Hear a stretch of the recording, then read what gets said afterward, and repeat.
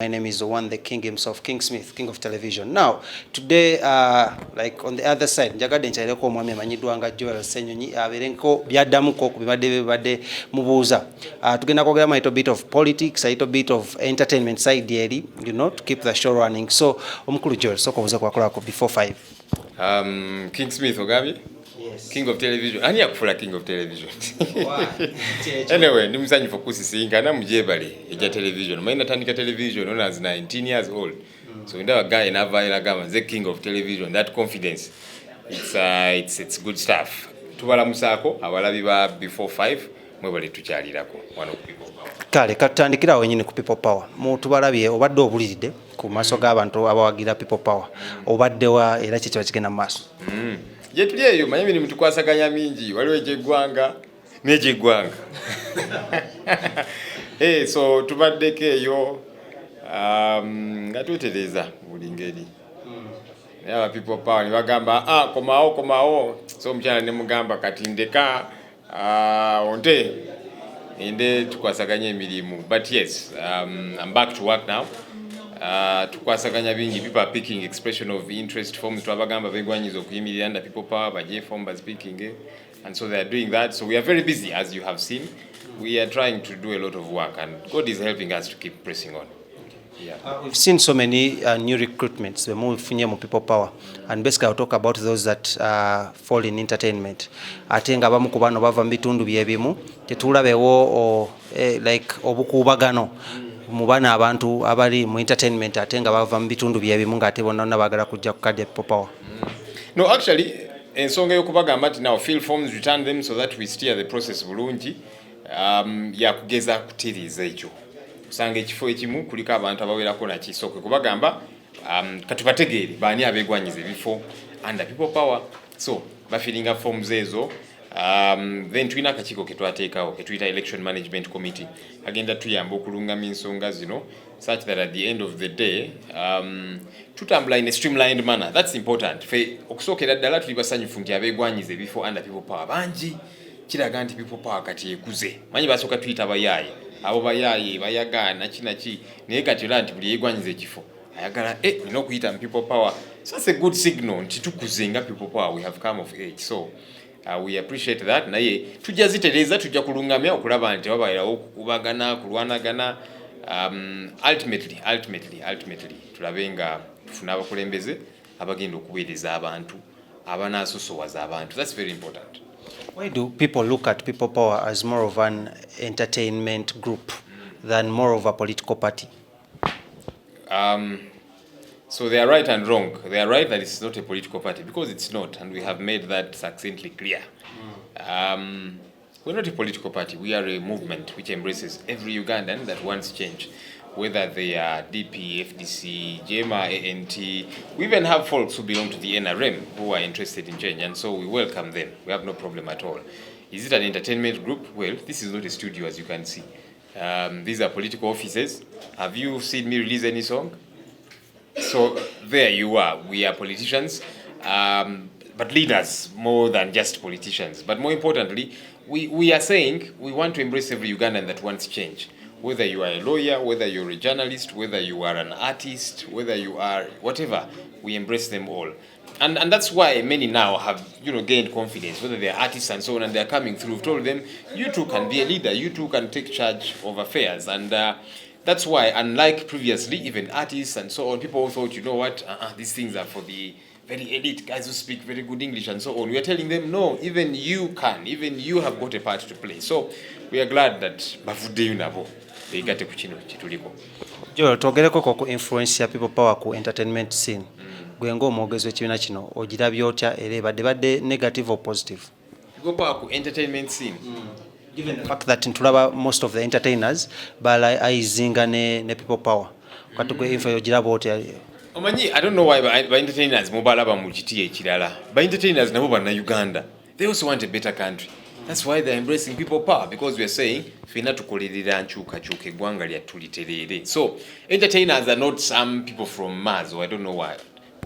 They are Ugandans, nabo banna Uganda. So bwe bavaayo ne bagamba nti naffe twegwanyiza nkyukakyuka kirungi aba boda abatunda chapati naki banna Uganda. ate nabo eggwanga biritereera baganyulwamu. So that's the idea and that's how we are moving. So bolaba nti ba entertainer bangi bavuddeyo, it's a good thing kubanga for a very long time entertainers babadde bayimba ku just muziki love because ebityana ki, which is okay. Naye bavudde ne bagamba nti we must also play a small part to see that our country gets better. So yes, tujja kuba omuziki ogwa love naye n'ogwenkyukakyuka n'ogukwata ku bigenda maaso mu ggwanga lyettu ogwo omuziki nagwo tujja kukuba, which is a good thing. Twogereko ku side eri gye wasoose okwogerako ey'omukyala. Wavaayo abantu asinga bavaayo bafanzi bo n'abalala ku social media ne bagamba lwaki Joel ekintu kino akikoze now. If not now then when? Bali bagala mpase ddi. Ojja babuuza. Yeah, but this had been planned, by the way, for quite a bit of time, even before COVID-19. But we said we'll not postpone, even though we had thought we'd have many more people, because the planning began, and setting the date before COVID-19. Then COVID-19 comes, and we're thinking, there are friends of ours who are meant to get married in March.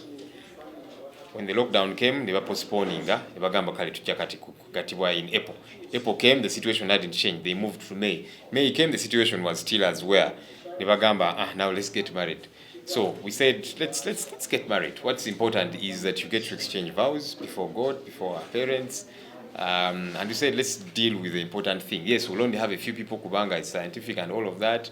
Could have a big Thanksgiving and all of that. But we said, let's deal with the important issue, which is to get married. And we did get married. Congratulations. But still, your marriage, your ceremony brought a lot of bintu bingi nnyo ku social media, mostly with authority. Nga bagamba were going overboard ku what they term as scientific wedding. Was this true?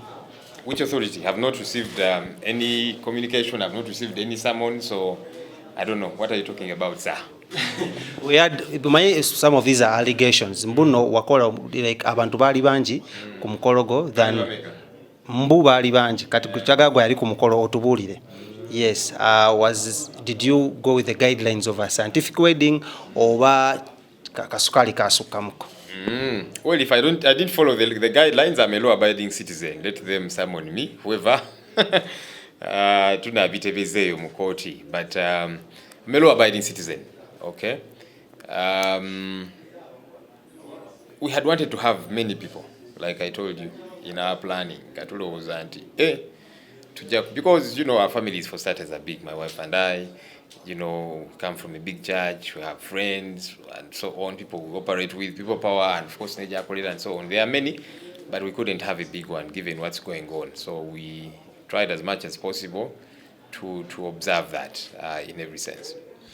As we come to the end of this, katubuzemu ka pressure ka social media in-laws. Naddala abakyala bagamba bakubaka ekibaati era simansi nga artist wabalabula nga gwe wakikwasaganya oti ekintu. Manyi ffe tubagamba nti tuli bayekera temukkiriza kati mujja kukkiriza. Ne Museveni wetu tujja mutwala ajja kuzuukuka nga entebe twagitutte dda. But I mean, given the times and all of that, but even more importantly, incidentally, I'm a very private person. So yes, I'm a public figure, if you want to call me that. Being in the media now, I'm a spokesperson and all of that. But I am a very private person. And so certain things, they are private matters. Of course, if they go public because you're a public figure, it's okay, like eventually, and But again, it was a private affair. Ngasagala tijikuba nnyo bantu. They have their own lives also to lead. They have their own issues and so on. So you don't want to be rubbing your life in their face all the time. Just live your life. I like to live my life very normally. But of course, given what work I do and all of that, eventually, even my private life gets to be public. But that was the idea. I didn't want to be there posting on social media. Tikati, I'm going to get married, and which is so what? Am I the first to get married?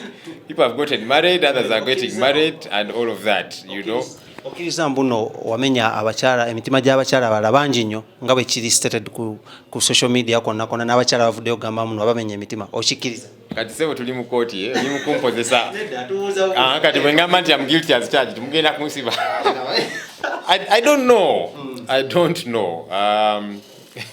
I honestly don't know. You know, when time came for me to marry, I had to find this one person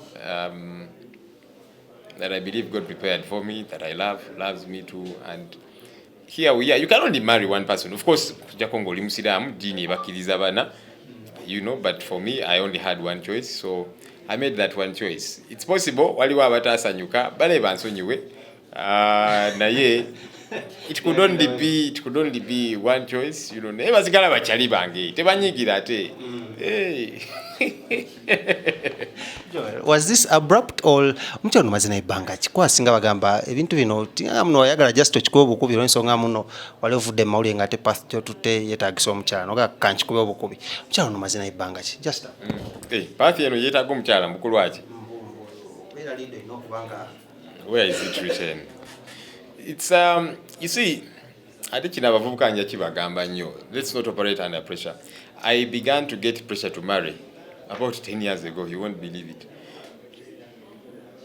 You know, I got onto TV when I was 19, and people then thought I was very old. Kwa natenda nisoma mawulire ngasikola teens show ati ngansoma mawulire agolwe gulo 9 p.m. 19 years old. Nenga tinga baloza kano kagaye kala kakulu kakamala campus or whatever. Pressure netandika get married, you know. But I chose I'll not bow to pressure. When the right time comes and, you know, I connect with the right person, I'll get married. So the pressure has been on for over 10 years. And some have tried to get me. People, no, I take a tea. There's this one and try and all that matchmaking. But, you know, let's not operate. Don't operate under pressure. And I'm not saying wait forever, you know, but I think it's important that follow your heart, pray. Okay, for those who believe in God, connect with Him. He'll guide you and all of that. But don't live under so much pressure. So, even me, if it was to be operating under pressure, I would have married a long time ago. And it's possible, maybe I would have mismarried, because when you give in to pressure, when you rush, you crash. But the right time came, and here we are, happily married. To those girls and bachara bali abakula bakati bagambe ebigamba artist babaga ekiwa kyagoba tomanya bannaffe mbabuuzaako mukyala Ssenyonyi abatumira abagala nnyo era naye akimanyi nti yalaba ku social media n'agamba ho naye abagala nnyo abeebaza omukwano gwe mulaga omwami we mumwagala olw'okubeera omwogezi wa people power olw'emirimu gyakwasaganya, so abatumira naye era musigala muli bakyali baffe ne tukwasaganya bye tuba tusobodde okwasaganya mu buli ngeri. Well, my last word to Ugandans is that for single men like you should get married. What's wrong with your problem? Are you married? Olinze ku you're married? Kale nkusonyi. Never cameramen bana bagambe bana chichi what is it? But anyhow, we are in an interesting time. It's a political season and we are gearing up for the election. It's good that many young people have day bagamba nafe bintu bino katubyetabemu. So welcome them young people. Let's rise to the occasion. Let's be disciplined. Tumanya abantu abakulu abasinga abagala kula vuka bano bayina discipline nachi. Let's show them that we are disciplined, that we have got potential, that we can lead them as well. Omanyi Muganda gamba nti negwoza de akubire ngoma. So let's show them tubalage ekifaananyi ekyo nti munaye tusobola, tuyina empisa, tuyina obuvunaanyizibwa, tuyina obusobozi in every sense. Nti ate kati wetunatuuka wali bane twebereremu. Kyetaagisa twebereremu tukyuse eggwanga lyattu lino. Kale bw'atyo wadde omukulu Joel Ssenyonyi okuva wano mu People Power era nga mwogezi ate musajja mufumbo. Ekyo nkikkaatiza naye adde babuuza ebibuuzo ndowooza abizzeemu n'olw'ensonga eyamanya nze King Smith right here on Before 5 BTM TV.